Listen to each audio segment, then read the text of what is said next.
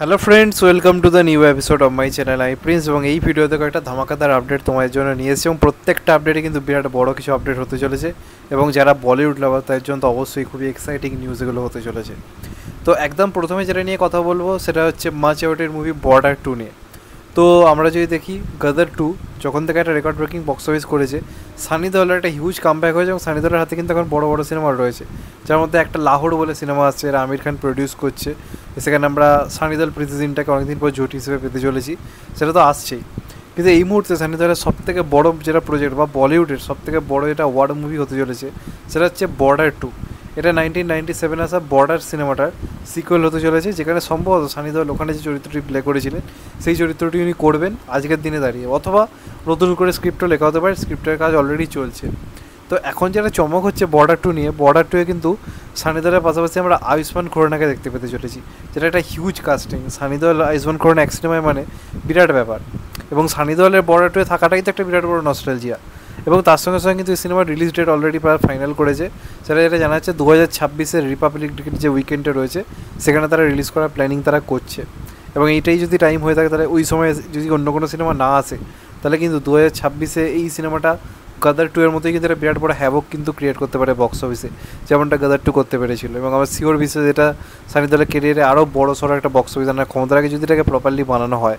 কারণ বর্ডার 2 এই নামটা শুনেই লোকে পাগলের মতো দেখতে যাবে, কারণ এই যে সিনেমাগুলো এগুলোর সঙ্গে আমাদের ইমোশন জড়িয়ে রয়েছে। এগুলো যখন পার্ট 2 এরকমভাবে আনা হয় কী লেভেলে ক্রেজ তৈরি হয় সেটা গদর 2 অলরেডি দেখিয়েছিল। তো সেখান থেকে তাদের এই অ্যানাউন্সমেন্টটা একটা বিরাট বড় অ্যানাউন্সমেন্ট, এবার দেখা যাক শেষ পর্যন্ত কবে তারা আর কি সিনেমাটাকে মানে রিলিজ করার প্ল্যানিং করে, সেটা অবশ্যই এটা দেখার পর কিন্তু কোথাও গিয়ে থাকবে। মানে এখন অবধি তারা যেটা জানাচ্ছে রিপাবলিক ডে 2024, এবং এটা তারা পোটেন্সিয়াল রিলিজ ডেট বলছে, এটা পাল্টাতেও কিন্তু পারে পরবর্তীকালে, সেটা অবশ্যই সময় বলবে। এরপর যদি আমরা নেক্সট আপডেটের কথায় যাই, এটা একটা খুবই চমকপ্রদ আপডেট। সেটা হচ্ছে আমির খানের একটা খুব জনপ্রিয় সিনেমা ছিল 90s-এর টাইমে, এবং আমার খুব পছন্দের সিনেমাটার নাম ছিল সরফারোজ। এটা একটা দুর্দান্ত থ্রিলার সিনেমা ছিল, অ্যাকশন থ্রিলার সিনেমা ছিল। এখনকার দিনে আমরা যেরকম থ্রিলার পছন্দ করি, যে ভিলেনকে লাস্ট অব্দি বয়ে যাচ্ছে না, হিরোর সঙ্গে একটা মানে কী বলবো মাথার আর কি লড়াই চলছে, তো সরফারোজ ছিল সেই ধরনের একটা কাজ। সিনেমাটায় রোম্যান্স, ড্রামা, কমেডি, থ্রিলার সব কিছু ছিল। তো এখন যেটা জানা যাচ্ছে এই সিনেমাটা নাকি সিকুয়েল প্ল্যানিং করছে আমির খান, এবং এটা আগেও শোনা গেছিলো অনেকবার, এবার নাকি কনফার্ম যে এটার সিকুয়েল আমির খান প্ল্যান করছে।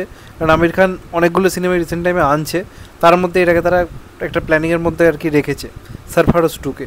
এবং ওখানে আমির খান যে চরিত্রটা প্লে করেছিল সেই চরিত্রটাকে নাকি ফিরিয়ে আনা হবে এমনটা শোনা যাচ্ছে। যদি এটা হয় আই থিঙ্ক বিরাট বড় একটা ব্যাপার কিন্তু হবে, এবং বক্স অফিসে কী করতে পারে, তাণ্ডব করতে পারে, তাই নিয়ে কোনো সন্দেহ নেই। কারণ নস্টালজিয়া ভ্যালুর কোনো ঊর্ধ্বে কিছু হয় না, সেক্ষেত্রে আমির খান যদি সরফারোজ 2 আনে এর থেকে বড় খবর কিছু হতে পারে না। তো এটা এখন অবধি খবর রয়েছে, এবার দেখা যাক শেষ পর্যন্ত কী হয়। আর লাস্ট যেটা নিয়ে কথা বলবো, যেটা নিয়ে আমি সব থেকে বেশি এক্সাইটেড, সেটা হচ্ছে সলমান খান ভার্সেস অক্ষয় কুমার। কী হয়েছে, কোনো ক্লাসের কথা বলছি? একদমই নয়। সলমান খান অক্ষয় কুমার এক সিনেমাতে, সলমান খান হিরো, অক্ষয় কুমার ভিলেন, এমনটা কিন্তু শোনা যাচ্ছে। অলরেডি টুইটারে এই কথাটা ট্রেন্ড হওয়া শুরু করেছে, এবং এটা বলিউডের রিউমার্স অলরেডি ছড়িয়ে পড়েছে নানা জায়গাতে, যে সিকান্দার সিনেমাটাকে নিয়ে সলমান খান প্রচণ্ড পরিমাণে এক্সাইটেড। এবং এটাই সলমান খান চাইছে তার কামব্যাক সিনেমা হোক, এবং নাদিয়াদওয়ালা গ্র্যান্ডসনে চাইছে তাদের এটা বিগেস্ট একটা রিলিজ হোক। এখন যেটা জানা যাচ্ছে এই সিনেমাতে আমরা রশ্মিকা থাকবে খবর পেয়েছি, যেটা নিয়ে আমি সমালোচনাও করেছি। আমার ঠিক রশ্মিকাকে সলমানের নায়িকা হিসেবে মানাবে বলে মনে হচ্ছে না। এটার জায়গায় তৃষা বা সামান্থা বা করিনা কাপুর বা আরও অন্য কেউ হলে আই থিঙ্ক ঠিকঠাক মানানসই ব্যাপারটা হতো। জানি না এটা কতটা কী হবে, সেটা তো সময় বলবে। এখন যারা জানা যাচ্ছে এই সিনেমাতে নাকি ভিলেনের রোলের জন্য অ্যাপ্রোচ করা হচ্ছে অক্ষয় কুমারকে, এবং সলমান খানের সঙ্গে অক্ষয় কুমারের আগের দিন রাত্রিবেলা নাকি একটা মিটিং হয়েছে এই নিয়ে, যে এই স্ক্রিপ্ট নিয়ে, এবং অক্ষয় কুমারের নাকি স্ক্রিপ্ট খুবই পছন্দ হয়েছে।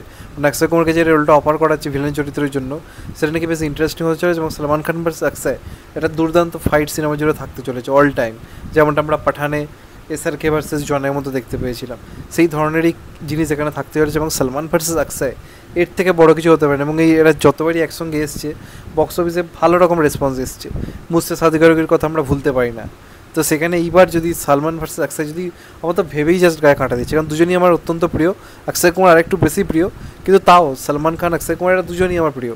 তো তারা দুজন যখন একেবারে ফেস অফ করবে এর থেকে বেটার কী হতে পারে। তো এমনটা শোনা যাচ্ছে সিকান্দারে নাকি এমনটা হতে পারে, তবে সবটাই এখন প্রাথমিক পর্যায়ে, তো বলা যেতে পারে রিউমারও হতে পারে। এক্ষুনি বিশ্বাস করে না আমার পক্ষেও সহজ বলে মনে হচ্ছে না, কারণ এটা তো আমাদের প্রত্যেকের স্বপ্ন হোক, কিন্তু না হলে একটু হতাশই হতে হবে। তবে খবর উড়ে বেড়াচ্ছে বলিউডের মানে অন্তরে, এবার দেখা যাক শেষ পর্যন্ত কী হয়। এমনটাই তো রয়েছে খবর। যদি এটা হয় তাহলে নেদেতলা গ্র্যান্ডসন, সালমান খান, অক্ষয় কুমার আরও একবার একসাথে আসতে চলেছে মুসে সাদিকা রকির পরে। এবার দেখা যাক শেষ পর্যন্ত কী হয়। তো এইগুলোই ছিল আজকের আপডেট। চ্যানেলটা নতুন হলে চ্যানেলটাকে সাবস্ক্রাইব করে দিও and get the bell icon. ভালো থেকো সবাই, টেক কেয়ার, নমস্কার। আবার দেখা হবে এখন তো ভাই, সবাই ভালো থেকো, সুস্থ থেকো, নমস্কার, টেক কেয়ার, আবার দেখা হবে।